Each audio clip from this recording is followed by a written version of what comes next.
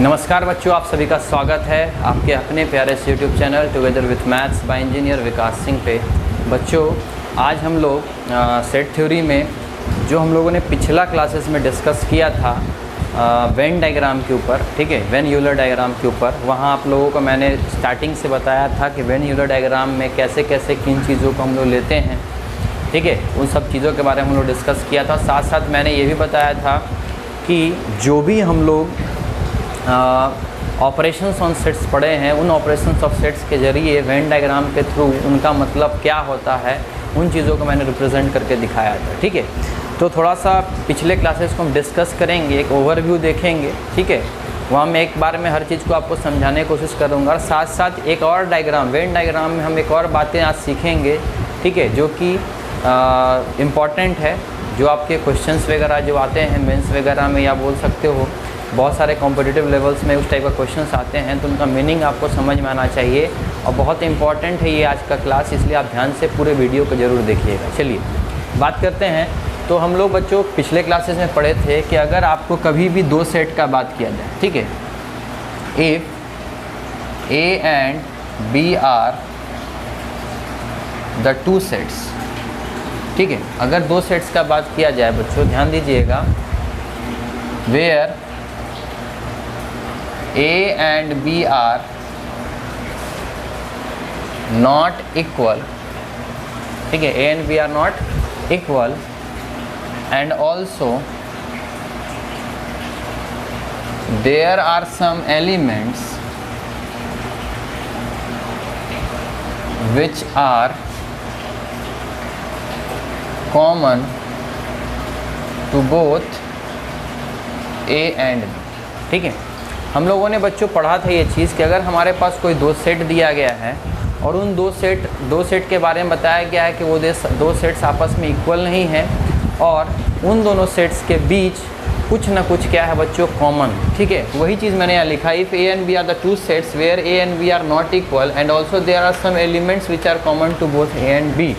तो इस चीज़ का रिप्रेजेंटेशन अगर हम वेन डायग्राम से करते हैं तो इसका रिप्रेजेंटेशन बच्चों हम लोगों ने वेन डायग्राम के थ्रू देखा था कि इस टाइप के सेट का, इस टाइप के दो सेट का रिप्रेजेंटेशन वेन डायग्राम के थ्रू कैसा होता था। तो ये है बच्चों हमारा क्या, ये है बच्चों रेक्टेंगल एक, जो हमारा यूनिवर्सल सेट को शो करता है और इस यूनिवर्सल सेट के अंदर हमारा एक सेट होगा ए नाम का और हमारा सेट होगा कौन सा बच्चों, बी नाम, जहाँ ये ए और बी नॉट इक्वल है और इन दोनों के बीच कुछ एलिमेंट्स क्या है, कॉमन, ठीक है। तो इन चीज़ों के ऊपर कुछ मैं समझाना चाह रहा हूँ, थोड़ा ध्यान देना। जो आप लोगों ने पढ़ा है उसके अकॉर्डिंग मैं बताना चाह रहा हूँ, ध्यान देना। मैंने आपको बताया था कि ए यूनियन बी का मतलब क्या होता है, तो आपको पता है बच्चों ये कंप्लीट जो कहलाता है, ये कंप्लीट पूरा क्या है बच्चों, ये पूरा इतना, इस पूरे चीज़ को सेड कर दो, ये मेरा पूरा क्या कहलाएगा, ए यूनियन, ठीक है। फिर हम लोगों ने पढ़ा था बच्चों किसके बारे में, हम लोगों ने पढ़ा था ए इंटरसेक्शन बी के बारे में। तो आपको पता है बच्चों ये जो रीज़न है, ये पूरा जो रीज़न दिखाई दे रहा है, ये कंप्लीट ये रीज़न कहलाता था क्या, हमारा ए इंटरसेक्शन बी, ठीक है। उसी तरह से हम लोगों ने पढ़ा था बच्चों क्या, ए minus B. A minus B किसको बोलते थे बच्चों, तो ए माइनस बी सिर्फ इस वाले पार्ट को बोलते थे, सिर्फ इस वाले पार्ट। ए में से बी को हटा दो, ये जो चांद सा दिखाई दे रहा बना हुआ, ये जो हमारा रीज़न है, इस रीज़न को हम लोग क्या बोलते थे, ए माइनस बी। उसी तरह से हम लोगों ने देखा था बच्चों बी माइनस ए किसको बोलते हैं, तो बी माइनस ए का मतलब बी में से ए का रीज़न काट दो, ये बचा जो रीज़न आपको इधर दिखाई दे रहा है, ये रीज़न हमारा कहलाता था क्या, बी माइनस ए, ठीक है। फिर उसके बाद मैंने बताया था कि आपको ए कॉम्प्लीमेंट, ठीक है, ए कॉम्प्लीमेंट मतलब ए को छोड़ दो, ए को छोड़ करके जो रीज़न दिखाई दे रहा है वो सारा रीज़न को आप सेट कर दो, वो कहलाएगा ए कॉम्प्लीमेंट, ठीक है। फिर मैंने आपको समझाया था कि अगर ए यूनियन बी का होल कॉम्प्लीमेंट बोले तो ए यूनियन बी आपको पता है बच्चों, ए यूनियन बी को छोड़ करके, तो कॉम्प्लीमेंट मतलब को छोड़ करके, ठीक है ना। तो ए यूनियन बी का होल कॉम्प्लीमेंट मतलब ए यूनियन बी वाला रीज़न छोड़ करके, तो इसको छोड़ करके जो बाहर दिख रहा है उन सभी रीज़न को उठा लो, वो सारा सेट कर लो, वो कहलाता है हमारा ए यूनियन बी का होल कॉम्प्लीमेंट। उसी तरह से अगर मैं आपसे पूछूँ ए इंटरसेक्शन बी का होल कॉम्प्लीमेंट क्या होगा, तो ए इंटरसेक्शन बी का होल कॉम्प्लीमेंट मतलब इस रीज़न को छोड़ करके बाकी पूरा रंग दो, वो कहलाता था ए इंटरसेक्शन बी का होल कॉम्प्लीमेंट, ठीक है। फिर आपको मैंने बताया था बच्चों इन दोनों को कंबाइन करके ए सिमेट्रिक डिफरेंस बी मतलब ये रीजन भी और ये रीजन भी, और इसको रीजन को छोड़ देना। तो ये रीजन सेट करो और ये रीजन सेट करो, ये दोनों सेडेड रीजन, इसको छोड़ करके जो होगा वो हमारा क्या कहलाएगा बच्चों, एसिमेट्रिक डिफरेंस भी। तो इन चीज़ों के बारे में हम लोगों ने डिस्कस किया हुआ था अपने पिछले क्लासेस में, ठीक है। तो मैं कुछ चीज़ें हैं जो आपको समझाना चाह रहा हूँ, ध्यान दीजिएगा एलिमेंट्स के बेसिस पे, तो थोड़ा समझिएगा इस चीज़ को, एलिमेंट्स के बेसिस पे मैं क्या बताना चाह रहा हूँ। देखिए बच्चों, मान लो आपका यूनिवर्सल सेट मैंने मान लिया x, y, z, p, q, r, s, t, ठीक है। यूनिवर्सल सेट मैंने क्या माना बच्चों, मैंने यूनिवर्सल सेट मान लिया है x, y, z, p, q, r, s और t। और इस यूनिवर्सल सेट के अंदर एक सेट कौन सा मौजूद है बच्चों, x a नाम का, जिसका एलिमेंट मैं मान लेता हूँ x, y, p, q, ठीक है। x, y, ठीक है, x, y, p मैं ले लेता हूँ, ठीक है, x, y और p, ठीक है। उसी तरह से मैं बच्चों b एक सेट माना था यहाँ पे, उस b का मैं एलिमेंट मान लेता हूँ, मान लो, ठीक है, p, q और r, ठीक है। चलिए, अगर इसके अकॉर्डिंग मैं यहाँ पे बताना चाहूँ इन एलिमेंट्स को, इसको जगह अगर ऑक्यूपाई करना चाहूँ इसके अकॉर्डिंग जो मैंने अज्यूम किया है, तो समझिएगा क्या होगा। a का मतलब एलिमेंट कौन कौन है बच्चों, x, y और p। तो मैंने यहाँ पे x लिखा, मैंने यहाँ y लिखा, ठीक है, और मैंने यहाँ पे p लिख दिया। क्यों लिखा आपको समझ में आएगा। फिर मैंने b का एलिमेंट क्या क्या लिखा है बच्चों, b सेट का एलिमेंट मैंने लिखा है p, q, r। तो ये p, ये q और ये r, ठीक है। समझिएगा ध्यान से, इन दोनों के बीच क्या कॉमन है, तो इन दोनों के बीच p कॉमन था, तो इस कॉमन जगह पे मैंने सिर्फ p लिखा है, ठीक है। और इसमें x और y कॉमन नहीं है, इसीलिए ये x, y सिर्फ a कहलाएगा। तो ये सिर्फ a वाले रीजन में सिर्फ x और y दिख रहा है, ये प्योर a है। ये a मतलब क्या, x, y, p, लेकिन प्योर a का मतलब क्या, ये रीजन बस x, y वाला, है ना। अगर मैं बोलूँ b, तो b मतलब p, q, r, लेकिन सिर्फ b का मतलब q, ठीक है, q, r वाला रीजन, ठीक है। चलिए, लेकिन यूनिवर्सल सेट में क्या था बच्चों, x, y, z, p, q, r, s, t सब था।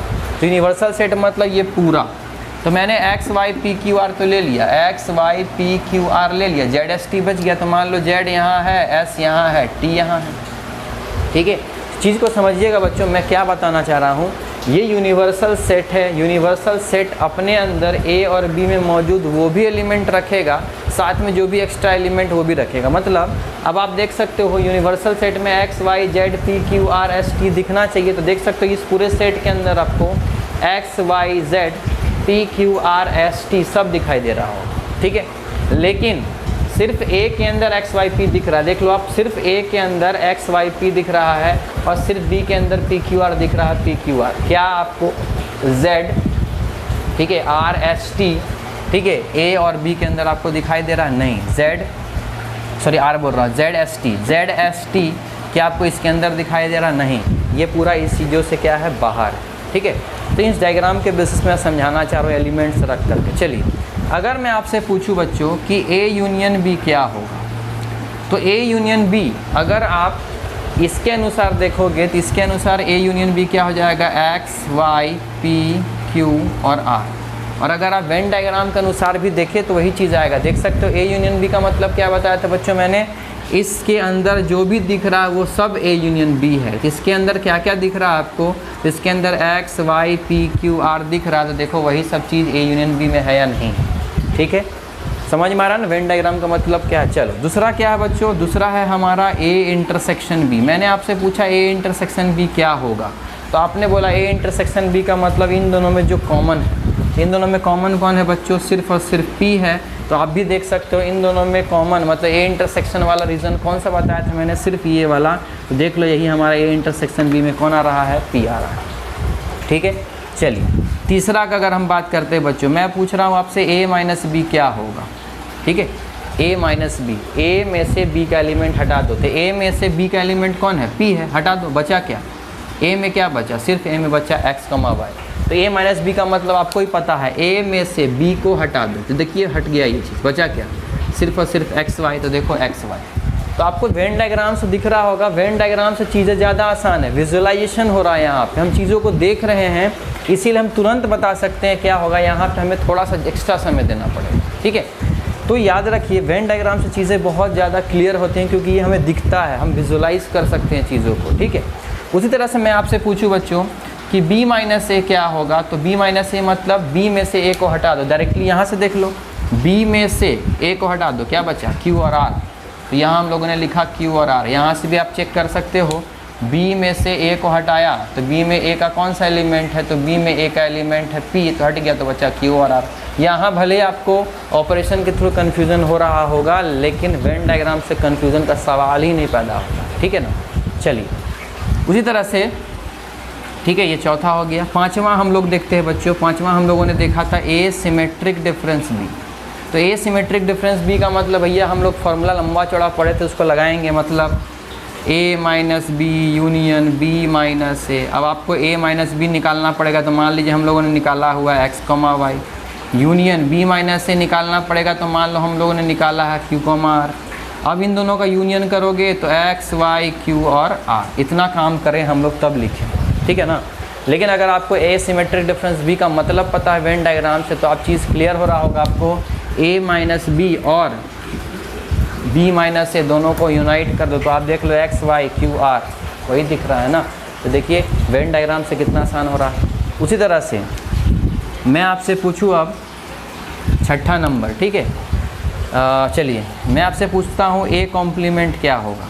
तो मैंने आपको क्या बताया था बच्चों, a कॉम्प्लीमेंट मतलब यूनिवर्सल माइनस ए। कॉम्प्लीमेंट का बात जब भी आएगा तो वहाँ बात यूनिवर्सल सेट का आएगा, और यूनिवर्सल माइनस ए का मतलब देख सकते हो ये यूनिवर्सल है, उसमें से एक एलिमेंट हटा दो, मतलब एक्स वाई पी हटा दो। तो एक्स वाई पी अगर हम लोगों ने हटाया तो बचा क्या, Z Q R S T. तो आप यहाँ क्या लिखोगे बच्चों, आप लिखोगे Z Q R S T. Venn diagram से समझते हैं, ए कॉम्प्लीमेंट मतलब ए को छोड़ करके, तो ए को छोड़ दो पूरा ए को, जो बच रहा है वो देखो, Z Q R S T. तो मैंने ए को छोड़ दिया और उसके अलावा जो बचा Z Q R S T, जो एलिमेंट दिख रहा सबको लिख दो, वही हमारा ए कॉम्प्लीमेंट। तो आप देख सकते हो कितनी इजीली वेन डायग्राम से हमारा आंसर निकलता है। उसी तरह से मैंने आपसे पूछा बी कॉम्प्लीमेंट क्या है, तो डायरेक्ट आप बताइए बी कॉम्प्लीमेंट मतलब यूनिवर्सल माइनस बी। तो डायरेक्ट सोचो बी कॉम्प्लीमेंट मतलब बी को छोड़ करके, मैंने बी को छोड़ दिया है, इसको छोड़ करके X Y Z S T. तो डायरेक्ट लिख दो, क्या होगा बच्चों, X Y Z S T.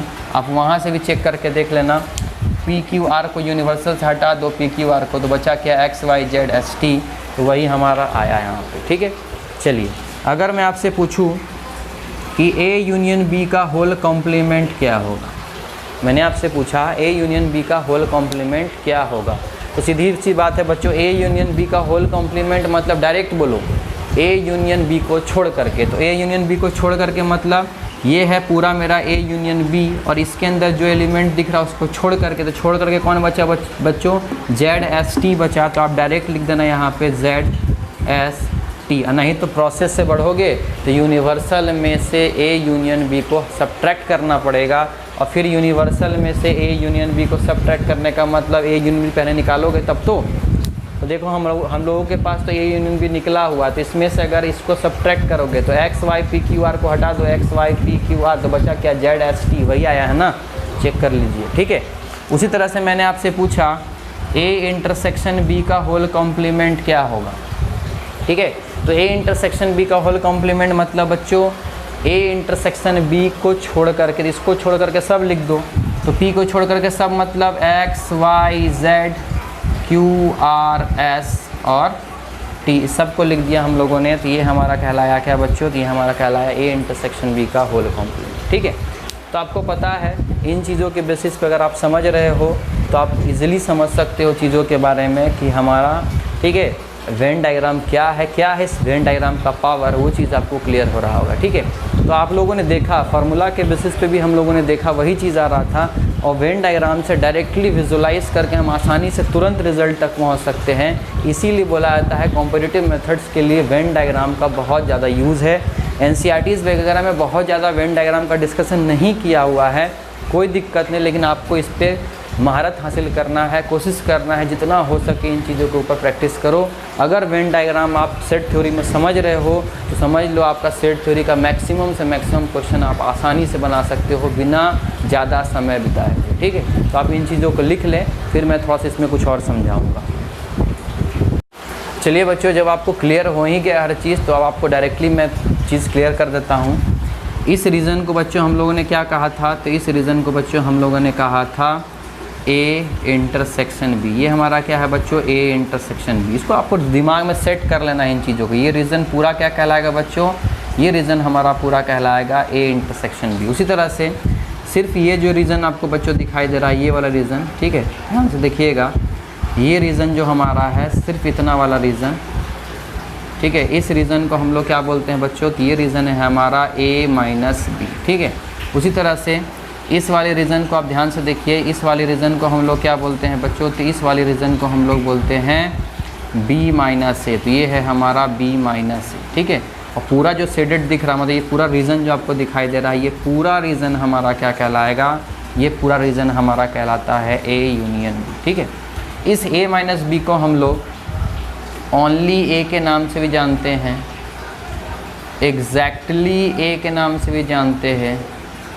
और प्योर ए के नाम से भी जानते हैं। ठीक है, इसको आप क्या क्या बोल सकते हो, इस रीज़न को ओनली ए, एग्जैक्टली ए या प्योर ए। ठीक है, ये प्योर ए है, ये कंप्लीट ए हुआ, ये प्योर ए हुआ, इतना है ना।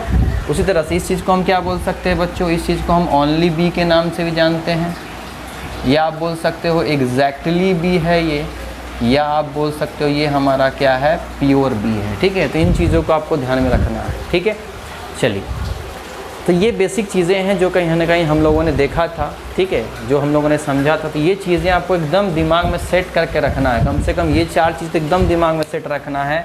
ए माइनस बी मतलब कौन, बी माइनस ए का मतलब कौन। अब याद रखिए, अब यहाँ बी और यहाँ ए लिख दिया, तो इसको ए माइनस बी मत बोलना, आप गड़बड़ हो जाएगा। ध्यान से पहले देखिएगा सेट का नाम क्या क्या है ना। ये ए माइनस बी, ये बी माइनस ए, ये ए इंटरसेक्शन बी, ये पूरा A union B. A minus B को हम लोग ओनली ए, एग्जैक्टली ए या प्योर ए के नाम से जानते हैं, और बी माइनस ए को हम ओनली बी, एग्जैक्टली बी या प्योर बी के नाम से जानते हैं। तो ये डायग्राम भी आप बना ले, ताकि एट रैंडम आपको दिमाग में सेट हो जाए ये चीज़ की चीज़ें। अगर डायरेक्टली एट रैंडम आपसे पूछा जाए तो किसको क्या बोलते हैं, इस देख करके आपको समझ में आ जाए। ठीक है, इस चीज़ को ही बना लें। फिर हम कुछ और बात करेंगे इसमें, जहाँ हम बात करेंगे बच्चों 3 सेट। अभी तक हमारे पास हम लोगों ने देखा कि जब 2 सेट है तो मतलब क्या है, लेकिन यही चीज़ जब 3 सेट रहेगा तो 3 सेट के लिए वेन डायग्राम कैसा बनता। मतलब जनरली हमें जो वेन डायग्राम के ऊपर बेस्ड क्वेश्चंस आते हैं वहाँ ज़्यादातर या तो 2 सेट से रिलेटेड होंगे, नहीं तो 3 सेट से रिलेटेड होंगे। तो अगर आप 2 सेट से समझ में आ रहा है आपको, तो 3 सेट का मतलब भी समझ में आना चाहिए। ठीक है, तो उन चीज़ों के बारे में हम डिस्कस करेंगे। तो पहले आप इन चीज़ों को बना लीजिए। चलिए देखिए बच्चों, अब यही चीज़ जब हम बात कर रहे हैं 2 सेट का, 2 सेट के लिए तो वेन डायग्राम हमारा ऐसा बनता था। लेकिन अगर यही बात 3 सेट का हुआ, ठीक है, 3 सेट मतलब अब हम मान लेते हैं कि हमारे पास 3 सेट्स आ गए। 3 सेट में से पहला सेट हम मान लेते हैं, let A, B and C are the 3 sets. ठीक है, such that A, B and C are not equal। ठीक है, हम क्या बोल के चल रहे हैं कि A, B और C 3 सेट्स हैं, जहाँ A, B और C जो है तीनों आपस में इक्वल नहीं है, बट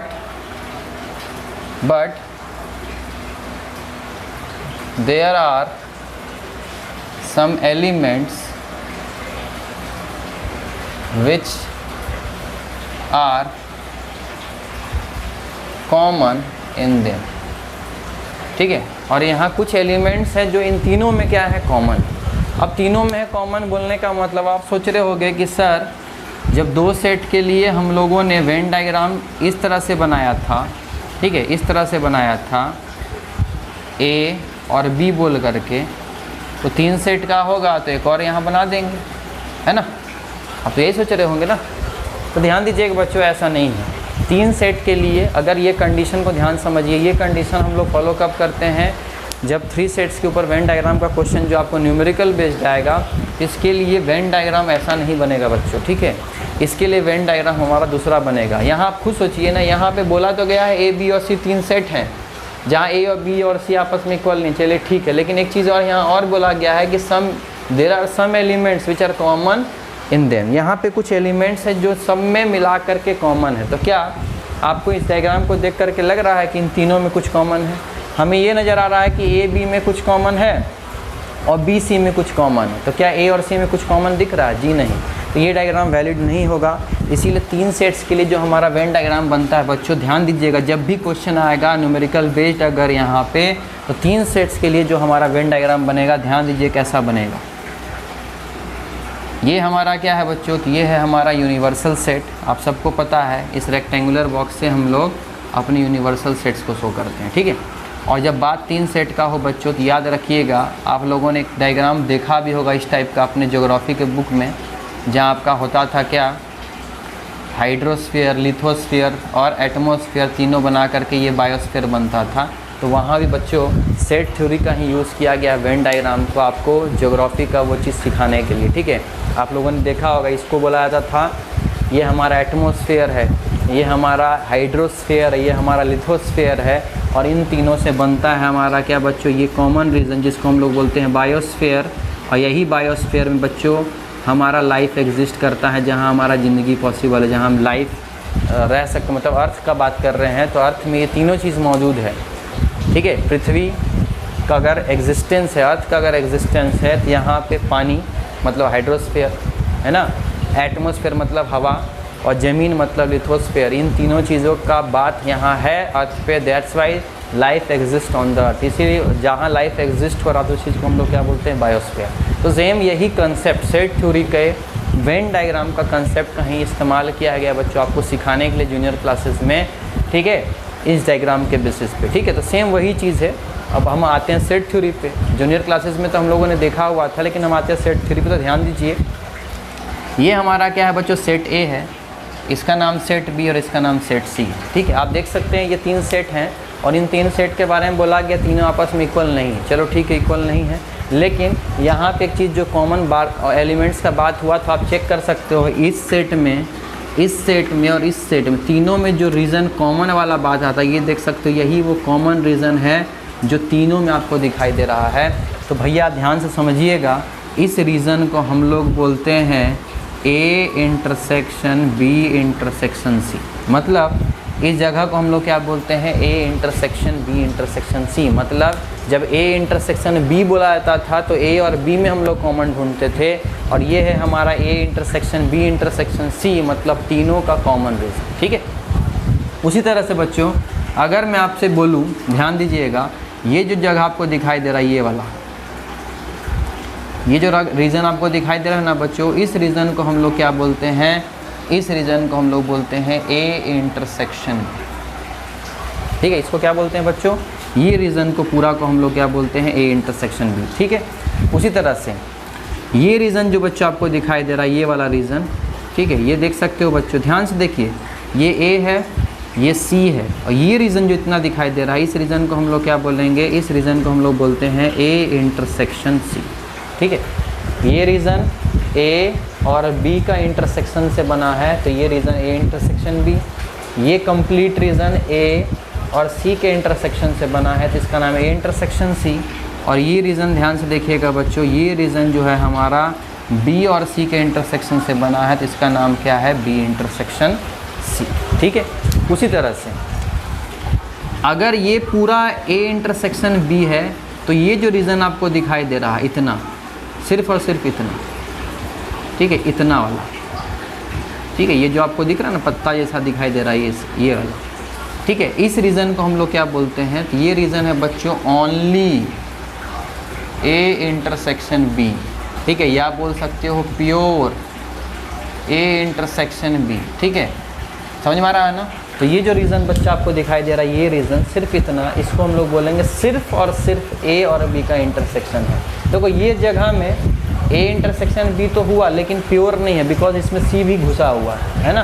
तो ये ए इंटरसेक्शन बी तो है, लेकिन ये प्योर नहीं है। प्योर कौन सा है? ये वाला रीजन हमारा जो है, इस रीजन को हम लोग बोलेंगे ये हमारा ओनली ए इंटरसेक्शन बी है, या आप बोल सकते हो प्योर ए इंटरसेक्शन बी है, या आप बोल सकते हो एग्जैक्टली ए इंटरसेक्शन बी। ठीक है, समझिएगा बात को थोड़ा। ठीक है, उसी तरह से इस रीजन को बच्चों हम लोग क्या बोलते हैं? इस रीजन को हम लोग ए इंटरसेक्शन सी बोल रहे हैं, लेकिन क्या ये प्योर ए इंटरसेक्शन सी है? जी नहीं, इसमें देखिए ये बी भी घुसा हुआ है। तो याद रखिएगा, अगर इस रीजन को आपको पूछे ये रीजन क्या है, तो ये रीजन जो बच्चों आपको दिखाई दे रहा है, इस रीजन को हम लोग बोलते हैं प्योर ए इंटरसेक्शन सी, या ओनली ए इंटरसेक्शन सी, या एग्जैक्टली ए इंटरसेक्शन सी। ठीक है, समझना इस चीज़ को। उसी तरह से आप देख सकते हो, इस रीजन को ध्यान से देखिए, इस रीजन को हम लोग क्या बोलेंगे? इस रीजन को हम लोग बोल रहे हैं बी और सी का इंटरसेक्शन, लेकिन ये क्या प्योर बी और सी का इंटरसेक्शन है? जी नहीं। तो प्योर का कौन सी जगह बच्चों? ये जो जगह दिखाई दे रहा है ना आपको, ये वाला, ये जगह, ये फूल वाला रीजन। ठीक है, इस रीजन को हम लोग क्या बोलते हैं? इस रीजन को हम लोग बोलते हैं प्योर। ठीक है, ये मैंने बाउंड्री से प्योर वाला लिया है और बीच से लिया है डायरेक्ट वाला। ठीक है, ध्यान दीजिएगा। देखिए बाउंड्री से जो मैंने यहाँ लिया है ना, बाउंड्री से, ठीक है, ये अंदर से जो गया है वो इंटरसेक्शन बी है, जो बाउंड्री से दिखाया है मैंने वो है। ठीक है, देख लीजिएगा सबका बाउंड्री से जहाँ से मैंने दिखाया है। ये क्या है बच्चों? प्योर बी इंटरसेक्शन सी, या बोल सकते हो ओनली बी इंटरसेक्शन सी, और बोल सकते हो एग्जैक्टली बी इंटरसेक्शन सी। ठीक है, चलिए यहाँ तक तो आपको समझ में आ गया होगा। उसी तरह से बच्चों ध्यान दीजिएगा, ये जो आपको रीज़न दिखाई दे रहा है, ये वाला जो मैंने शेड किया है लाइन से, ध्यान दीजिएगा, ये जो आपको रीज़न दिखाई दे रहा, सिर्फ ये वाला रीज़न। ठीक है, इसको बोलते हैं बच्चों हम लोग ओनली ए, या प्योर ए, या एग्जैक्टली। आपको समझ में आ रहा होगा, है ना? ये जो देखिए, जो दीप के शेप का बन रहा, दिया होता है ना हमारा, दिया का शेप का ऐसा ऐसा करके, ठीक है, इस शेप का जो बनता आपको नज़र आ रहा है बच्चों, ये प्योर ए है। ठीक है, मतलब इस एक, ये पूरा ए कहलाएगा, लेकिन इस पूरे ए में ये प्योर ए नहीं हुआ, क्योंकि इसमें बी सी सब घुसा हुआ है। लेकिन ये जो रीज़न है बच्चों, इस रीज़न में पूरा का पूरा हम प्योरिटी बोल सकते हैं कि ये ए का प्योरिटी है। उसी तरह से इस रीज़न को आप ध्यान से देखिए, ये जो रीज़न आपको दिखाई दे रहा है, ये आपको क्या कहलाएगा बच्चों? ये आपका कहलाएगा प्योर सी, या ओनली सी, या एग्जैक्टली सी। ठीक है, चलिए उसी तरह से अगर आप इस चीज़ को ध्यान से देखें, ये जो आपको जगह दिखाई दे रहा है बच्चों, ये जगह क्या है? ये जगह है ओनली सी, सॉरी ओनली बी, या एग्जैक्टली बी, या बोल सकते हो प्योर। ठीक है ना? तो ये बहुत सारे चीज़ें हैं जो बच्चों इस 3 सेट्स वाले में छुपा हुआ है। ठीक है ना? उन चीज़ों को पार्ट बाय पार्ट आपको समझना है। और आपसे कोई पूछेगा A union B union C कौन है, तो भैया ये पूरा जो आपको डिज़ाइन दिख रहा है ना, ये डिज़ाइन सबको उठा लो, ये पूरा कहलाएगा हमारा क्या? A union B union C. मतलब इस पूरे रीजन को हम सेट कर देंगे तो ये पूरा सेटेड रीजन हमारा क्या कहलाएगा? A union B union C. ठीक है? और A intersection B intersection C कौन सा? ये वाला। प्योर ए इंटरसेक्शन बी कौन सा? ये वाला। प्योर बी इंटरसेक्शन कौन सा भैया? ये वाला। प्योर ए इंटरसेक्शन सी कौन सा है? ये वाला। ए इंटरसेक्शन बी कौन है? ये वाला। बी इंटरसेक्शन सी कौन है? ये वाला। और ए इंटरसेक्शन सी कौन है? ये वाला। ठीक है? ओनली ए कौन सा? ये वाला। ओनली बी कौन सा? ये वाला। और ओनली सी कौन सा? ये वाला। पार्ट बाय पार्ट मैंने तोड़ दिया है। उन चीज़ों को आप ध्यान से देखें, समझे, एग्जैक्टली आपको क्लियर हो जाएगा कि इस 3 सेट्स वाले में वेन डायग्राम का एक एक पार्ट का मीनिंग किया है। मैंने एक एक पार्ट तोड़ करके बताया बच्चों कि इस पार्ट बाय पार्ट चीज़ों का मीनिंग क्या होता है। इन चीज़ों को आप पहले बना लें, फिर हम एलिमेंट्स के बेसिस पे इन्हीं चीज़ों को समझने की कोशिश करेंगे। तो पहले आप इस चीज़ को बना लीजिए। चलिए बच्चों, बात करते हैं अब हम लोग 3 सेट्स से रिलेटेड एलिमेंट्स के बेसिस पे जो भी चीज़ें हम लोगों ने देखा है उन्हीं चीज़ों के बारे में, ताकि आपका कंसेप्ट और क्लियर हो जाए। देखिए बच्चों, यहाँ पे आपको दिखाई दे रहा होगा ये हमारा सेट ए है। तो इस सेट ए का एलिमेंट क्या आपको नज़र आ रहा है? तो सेट ए का एलिमेंट नज़र आ रहा है एक्स पी एस क्यू। तो मैं लिख रहा हूँ एक्स पी एस क्यू, ये हमारा सेट ए का एलिमेंट है जो हम लोगों ने यहाँ पे लिख दिया है। उसी तरह से मैं अगर आपसे पूछूँ कि सेट बी का एलिमेंट क्या है बच्चों, तो सेट बी का एलिमेंट आप बोलोगे वाई पी एस आर, तो मैंने यहाँ लिख दिया वाई पी एस और आर, ठीक है। उसी तरह से मैंने आपसे पूछा कि सेट सी का एलिमेंट क्या है, तो सेट सी का एलिमेंट आप देख सकते हो क्यू एस आर जेड, तो मैंने यहाँ पे लिख दिया क्यू एस आर और जेड, ठीक है। ये हम लोगों ने 3 सेट्स के एलिमेंट्स को रिप्रेजेंट कर दिया इस वेन डायग्राम के थ्रू, ठीक है। चलिए मैं अगर आपसे पूछूं कि बच्चों इन सब का यूनिवर्सल सेट क्या है, यूनिवर्सल सेट मतलब पूरे में देखो क्या क्या एलिमेंट है, तो आप देख सकते हो एक्स वाई जेड, ठीक है, P Q R S, P Q R S, ठीक है, टी और यू, ठीक है। ये हमारा यूनिवर्सल सेट हो गया, ठीक है। तो वेन डायग्राम से हम लोगों ने देख लिया यूनिवर्सल सेट क्या है। चलिए मैं सबसे पहले आपसे पूछा कि बताओ A union B union C क्या होगा, तो A union B union C का मतलब तीनों सेट को यूनाइट कर दो। तो तीनों सेट को यूनाइट करने का मतलब इसके अंदर जो दिख रहा सब उठा लो, वही ना मतलब होगा। तो X Y Z P Q R S, मतलब इसका एलिमेंट क्या हो जाएगा बच्चा, X Y Z P Q R और एस। चाहे तो आप यहाँ से भी देख सकते हो, अगर हम A union B union C करते हैं तो इन सब को आप यूनाइट करके देख लीजिए, यही चीज़ आपको मिलेगी, ठीक है। उसी तरह से मैं आपसे पूछा कि ए इंटरसेक्शन बी क्या होगा, sorry A intersection B intersection C क्या होगा, तो A intersection B intersection C आपको याद होना चाहिए किसको बोलते हैं। तो ये रीज़न जो आपको दिखाई दे रहा है छोटा सा, उसको हम बोलते हैं A intersection B intersection C. और आप देख सकते हो इसका एलिमेंट सिर्फ और सिर्फ एस दिखाई दे रहा है। तो इन तीनों का इंटरसेक्शन करवा के देख लीजिए बच्चों, आपको सिर्फ और सिर्फ एस ही दिखेगा और कुछ नहीं दिखेगा। देख लीजिए एस ही तीनों में क्या है, कॉमन है, और कोई चीज़ कॉमन नहीं है, तो वही चीज़ हमारा यहाँ भी आया। चलिए ठीक है। तीसरा, अगर मैं आपसे पूछूँ ए इंटरसेक्शन बी क्या होगा, ठीक है, ए इंटरसेक्शन बी, तो ए और इंटरसेक्शन बी, तो दोनों का इंटरसेक्शन कौन है, ये वाला, मतलब पी और एस। तो इसका एलिमेंट क्या होगा बच्चों, पी और एस। तो चेक कर लो, ए इंटरसेक्शन बी करोगे तो पी एस ही आपको दिखाई दे रहा है। चलिए डायग्रामेटिकली और अलजेब्रिकली जो हम लोगों ने पढ़ा था दोनों से सही है। अगर मैं आपसे पूछूँ बच्चों बी इंटरसेक्शन सी क्या होगा, तो बी इंटरसेक्शन सी आपको नज़र आ रहा है, ये बी है और ये सी है, दोनों का इंटरसेक्शन क्या है, एस आर। तो हम देख सकते हैं ये एस और आर है, तो वहाँ से भी आप चेक कर लीजिए एस आर ही नज़र आएगा। पांचवा, मैंने आपसे पूछा ए इंटरसेक्शन सी क्या होगा, तो ए और सी का इंटरसेक्शन आपको दिख रहा है क्या, क्यू एस। तो आप देख सकते हो वहाँ से भी क्यू एस ही आएगा, ठीक है। तो देख सकते हो जो हम लोगों ने कंसेप्ट समझा था डायरेक्टली वेन डायग्राम से तुरंत हम लिख सकते हैं, वहाँ ज़्यादा हमको सोचना भी नहीं पड़ेगा देख करके, ठीक है। चलिए छठा, मैंने आपसे पूछा ओनली, ठीक है, ए इंटरसेक्शन बी क्या होगा, सिर्फ और सिर्फ या प्योर या एग्जैक्टली ए इंटरसेक्शन बी क्या होगा। तो एग्जैक्टली ए इंटरसेक्शन बी क्या है बच्चों, तो एग्जैक्टली ए इंटरसेक्शन बी मतलब सी इंटरसेक्शन नहीं होना चाहिए, ठीक है, मतलब सी वाला पार्ट नहीं आना चाहिए। तो ए इंटरसेक्शन बी एग्जैक्टली कौन है बच्चों, एग्जैक्टली है हमारा पी, मतलब ये ए इंटरसेक्शन बी हुआ कौन था, पी और एस, और पी और एस में देख सकते हो पी ए और बी दोनों का पार्ट है, बट एस सी का भी पार्ट है, इसीलिए एस को हटा देंगे तो यही ओनली ए इंटरसेक्शन बी आएगा। फिर उसी तरह से अगर मैंने पूछा ओनली बी इंटरसेक्शन सी क्या होगा, तो देख सकते हो ओनली बी इंटरसेक्शन सी किसको बोलेंगे, ये आर को बोलेंगे, तो ओनली बी इंटरसेक्शन सी हमारा आर हो गया। आठवां number, only A intersection C पूछूँ तो ओनली ए इंटरसेक्शन भी देख सकते हो दोस्त क्या है, ओनली ए इंटरसेक्शन सी हमारा एस है, तो यहाँ मैंने एस लिख दिया, ठीक है। देख सकते हो कितनी आसानी से वेन डायग्राम के थ्रू चीज़ें को हम लोग लिखते जा रहे हैं, ठीक है। चलो मैंने आपसे पूछा ओनली ए या प्योर ए या एग्जैक्टली ए क्या है, तो ओनली ए देख लीजिए बच्चों क्या है, ये हमारा ओनली ए, तो ओनली ए क्या है, सिर्फ और सिर्फ एक्स। उसी तरह से मैंने पूछा ओनली बी क्या है, तो ओनली बी बच्चों क्या है, तो सिर्फ और सिर्फ हमारा वाई है। मैंने आपसे पूछा बच्चों ओनली सी क्या होगा, तो अब देख लो ओनली सी हमारा कौन सा है, जेड है। तो इस तरह से डायरेक्टली आप कर सकते हो। चलिए और भी कुछ चीज़ें जो आपसे मैं पूछने की कोशिश कर रहा हूँ, ध्यान दीजिएगा। मैंने आपसे पूछा